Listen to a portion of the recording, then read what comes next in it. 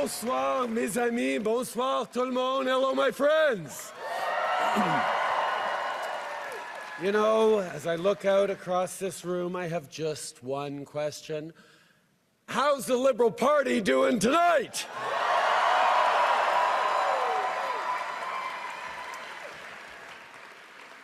Ella Grace, I know that these last few years haven't been easy for Sav. Hey, Adrienne, yourself. Thank you for having been so patient with me, even when I was stressed, when I was traveling too much, when I couldn't think about anything other than work. But please know that in the most difficult times, you inspired me. You gave me courage. You reminded me that I should focus on what was really important and not what was just urgent. Being Prime Minister of this country has been the honor of my life, but I'm so looking forward to redevoting myself to my most important role, that of father. I'm proud of the three of you, and I love you above all. Now, sit down. Now, I can imagine that you're all expecting me to stand up and talk about all that we've accomplished together. And don't get me wrong, I am damn proud of what we've done over these past 10 years for the middle class and people working hard to join it. But tonight is about our future as a party, as a country. Now, I know that we as Liberals, as a government, often get criticized by our friends for not taking a victory lap after we get something big done. We do something really big, and then we move on right away to the next challenge. Because as progressives, as Liberals, we know there is always more to do. So it is important to take the time to reflect on and share the big successes. But not tonight. Not tonight, because when Liberals gather, we're always focused on just one thing: the work that still needs to be done to build a country that stays worthy of all Canadians.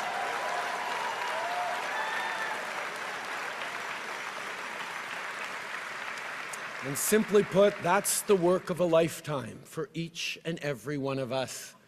It's very simple. Liberals are dedicated to making this country even better, not because we think it's broken, but because we have an opportunity and therefore a responsibility to ensure that Canada stays the best country on earth.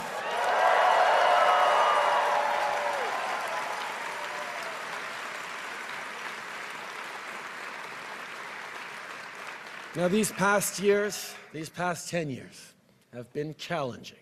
Crisis after crisis has been thrown at Canadians. But through every crisis, Canadians have shown who they are. We've pulled together, we've stood up for each other, and every single time we've emerged even stronger.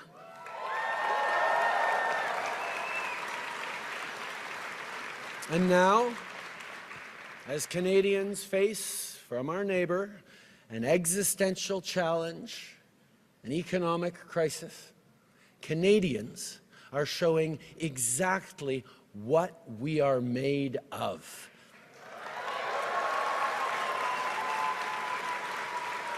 Canadians are showing what it is that makes us Canadians. Not by defining ourselves by who we're not, but by proudly embracing who we are.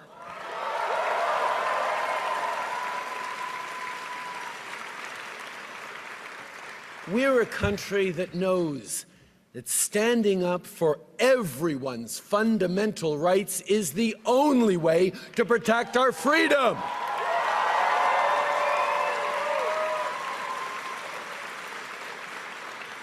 We're a country that believes no one should be left behind and that everyone should have a real and fair shot at success.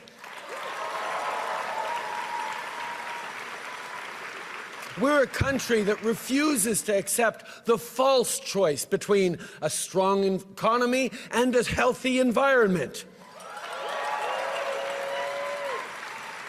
We're a country that embraces reconciliation and Indigenous peoples as true partners because it is the only path to a shared, prosperous future.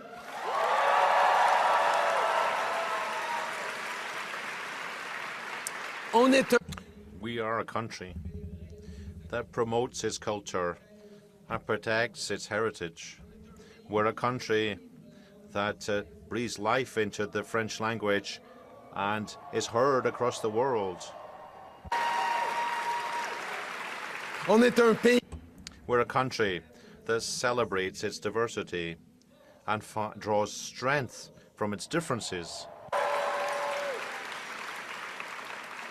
We're a country that celebrates the right of each and every person to be who they want to be, to pray as they pray, and love whom they love.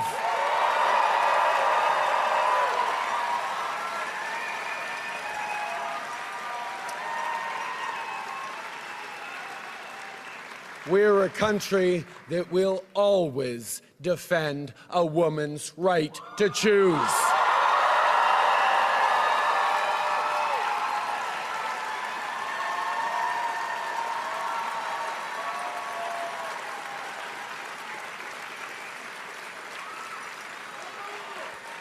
And we're a country that will be diplomatic when we can, but fight when we must, elbows up.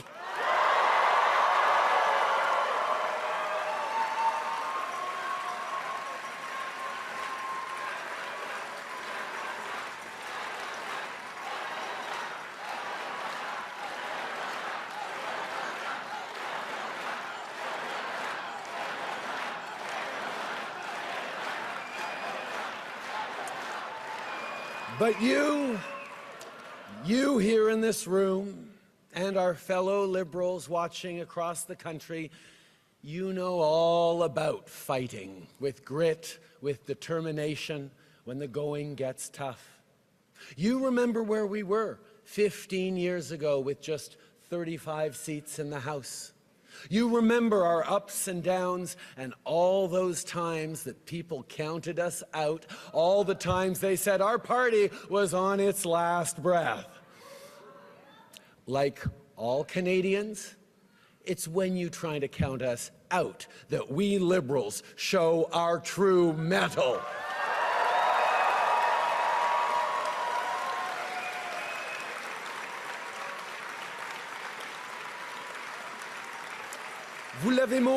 You showed this in 2015, 2019, and again in 2021. You mobilized.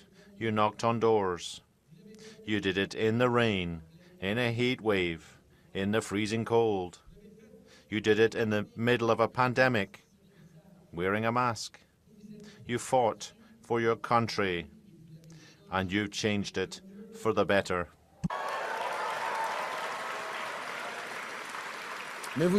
You know, a party is more than just a name, a logo, a leader. It's all about you. You who carry the hopes of Canadians day in, day out. A country is more than a flag and a territory. It's a vision which is built gradually, day after day, between friends and neighbours. And I'd like to thank all those who have been there to build this vision together. I'm thinking here about my first volunteers 18 years ago, those who have been there since the start. Rennes, Louis-Alexandre, Stavroula, and others, so many others. I'm thinking about the grocery store parking lot in Papineau, when we talk to people to rally them to our cause, to our movement. Also thinking of two friends in particular who've been there with me and for me every step of the way for close to 20 years. The extraordinary Adam Scotty and the unstoppable Katie Telford.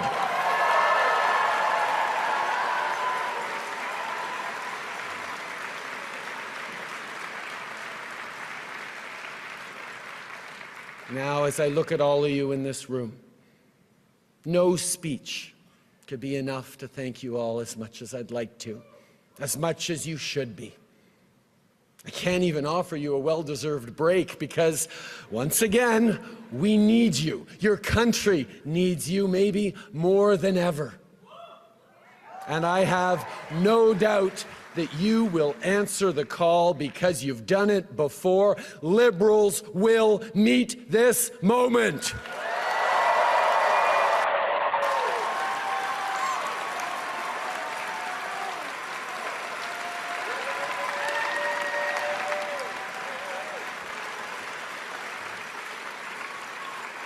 And make no mistake, this is a nation-defining moment. Democracy is not a given. Freedom is not a given. Even Canada is not a given. None of those happen by accident. None of them will continue without effort. It takes courage. It takes sacrifice. It takes hope and hard work.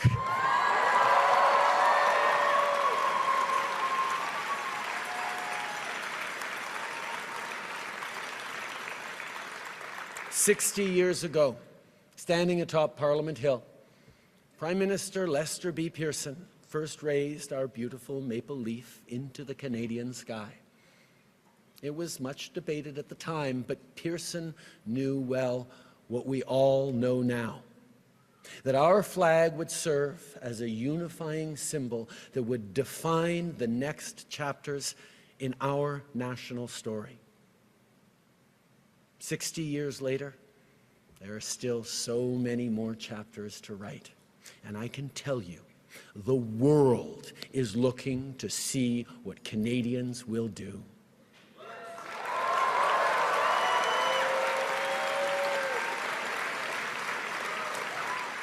So let us not dwell on all the great things we've achieved over the past 10 years. Let us aspire instead to achieve even more over the next 10 years and the decades to come. Let us remain steadfast, defiant, and united. And let us not just think about our party, let us prove our love of country.